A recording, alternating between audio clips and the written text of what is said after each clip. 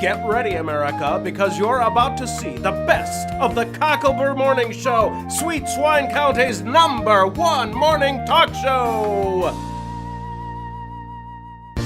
Our Story Productions presents the Cocklebur Morning Show, where we weed out the big stories from throughout Sweet Swine County with Bobby Ray and Sally Sue.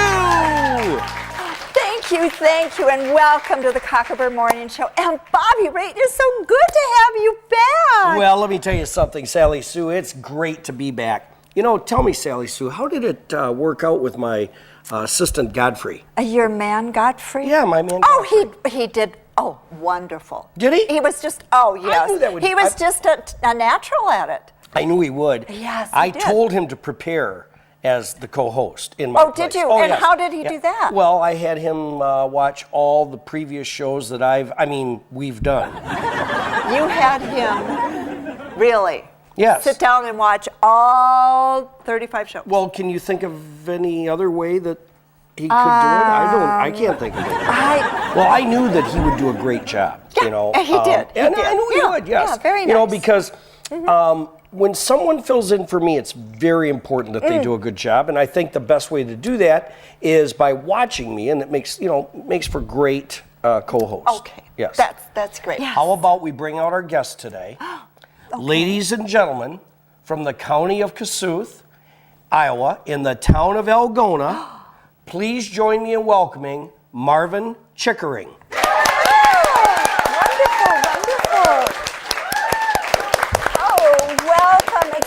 Good to have you It's here. fun to be here. Yes. Thanks for the invitation. Yes. Now, you're from Algona, Iowa. Tell us about Algona. It's a wonderful place to live and shop and eat. We have wonderful restaurants, and the diversity in the town is really beyond most towns of 6,000 people because we have a number of other businesses besides those related to ag, and of course it's filled with wonderful people and beautiful churches and a community that we have truly enjoyed for many years. Well, it sounds like a beautiful community, and my understanding is that you have a wonderful nativity scene. Why don't you tell us a little bit about that? It is that for sure. There's not another one like it in the world. And we are blessed to have it because 6 German prisoners of war at Camp Algona during World War II built this nativity scene and left it to us. Now, I don't want to take you off the main topic of the nativity scene, but just curious, how did German prisoners of war end up in Kossuth County in Iowa? Well, because France and England had so many prisoners, they didn't know what to do with all of them. And so they pleaded with our government to take some, and our government was not in favor to start with. But then they realized that this might be a solution to a huge problem during the war because our men were away fighting a war and the labor needs here at home were huge. So how many prisoners of war did you have? There were 10,000 shipped to Algona. Wow. But there were never 10,000 there at one time. And Algona was the base camp.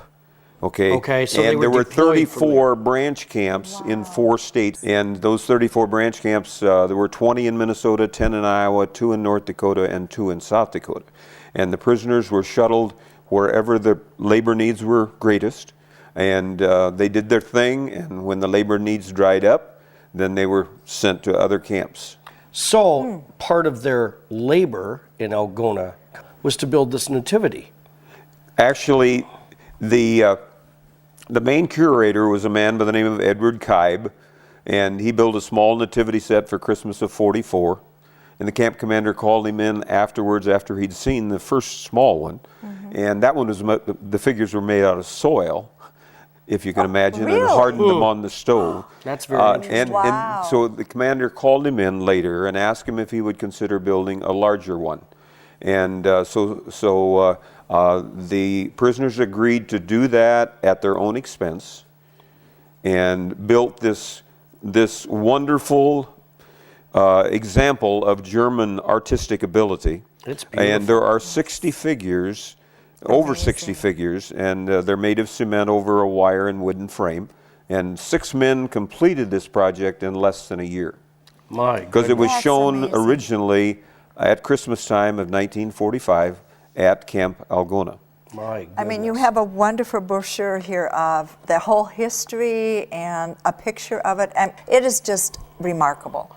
Now, I truly just is. can't- It is. is It this outdoors? No, sir. It's indoors. It's in a building of its own. and yes. is it Really?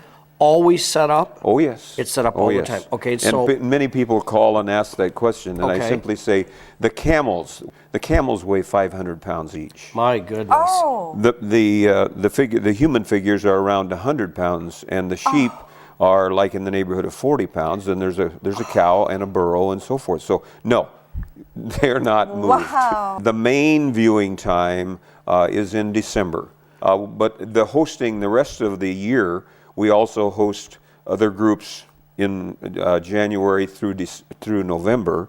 And I do most of that myself, and I have other guys on the committee that also help out with that. well, I was going to say, we were chit-chatting a little bit in the Sure. green room, and you said something about a big makeover recently. Can you tell us something about that? Yes, we were blessed in 2009 to have a former Algona resident whose parents were members of our church, and he was a member of our church growing up, who, when his parents passed away, he said, I want to make it more beautiful. So he stepped forward with thousands of dollars What a and nice enhanced gift. it tremendously Oh, what a lovely in 2009. That's great. And as time goes by, these cement figures crack and scale and Oh, so forth and I so know. on. So they have Sure. to be refurbished Sure. from time to time. I And can we did understand. that in 2009. Now, my understanding is this is very interesting that you also have a museum in Algona We do, yes. that was dedicated or based upon Camp Algona. Is that correct? That's correct. That's correct. And it opened in 2004. Okay. And this is operated by a group of people in our community separate from the Nativity. Okay. And I am also a member of the museum committee. Okay. And we work very closely together because the bus tours come to both places. Sure. And when guests come from afar and so forth and so on. So, yes, and it's a wonderful collection of memorabilia from the camp with examples of their artistic ability and examples of all sorts of the aspect of Camp Algona. I find that really fascinating that someone kept those type of artifacts, because you would think that after the POWs left, that everything would be Yep. thrown away. Well, a lot That's of amazing. and the prisoners gave some of these as gifts to some of the people in Algona I see. because relationships develop, and I don't know how much time we have, but I can tell you one prisoner of war story which is the best example of this statement. They came as enemies and left as friends. Oh, that's very good. We learned in 2006, the main man in building the Nativity was a man by the name of Edward Kybe. And Edward, it was truly an act of God that he came to Algona, because without him, It would have It never would- been it done. would have That's never amazing. happened. And Edward was the brains of the construction. And for over 60 years, our information has said Edward Kybe and 5 of his friends built the Nativity Scene. Now, do you know the names of the other gentlemen? Well, in 2006, we learned one of them. Okay. The other 4 still remain unknown. Really? Oh, really? We got a phone call from a lady in Texas. She'd been on the website at the museum. And she said, my dad, Horst Windlant, was one of the other prisoners to help build the Nativity Scene. My goodness. And then she came to visit us and brought newspaper articles about her dad and asked her dad to write his POW story. Can I share it? Yes. Oh, please. It's in the brochure too. Oh, please. But Horst began with, I don't remember much about being a prisoner at Camp Algona in 62 years ago, but I remember working at the canneries in Blue Earth, and then I started working on a dairy farm over near Lorenz for a Frank Miller. And one day on our trip over there, the truck had an accidente. Accident. I was injured in the mouth and couldn't take solid food. So I had to stay at the camp, and that's when I went to Edward Kybe and asked if I could help build the scene. And a few days later, when he was well enough, he continued to go to Lorenz, and one morning Frank called him aside and said, our only son has been killed fighting the Japanese in the Pacific. When this war ends, I want you to come back here and be my hired man. and I will treat you as a son, and when I'm gone, I will the farm to you. He wormed himself right into that family. Now, this enemy, remember? Yes, yes, yes. Well, it didn't work out that way for Horst, because just like many of the other German prisoners, when they got back to Europe, They did return then. all of them had to go back. Okay. And there were only 380,000 Okay. in the country All when right. the war ended. Okay. They all had to go back and be repatriated. Okay. Yes. Oh, okay. France and England kept many of them at slave labor for up to 2 years, working in mines and doing all kinds of other things. But again, Horst Wendland had an angel over him, because an English doctor took him in, and he had a key to the doctor's house, and the doctor's kids wouldn't go to bed at night until Horst had sung to them. Oh. So he wormed his way into 2 different enemy families, and I never got to meet the man, and I've been sorry about that.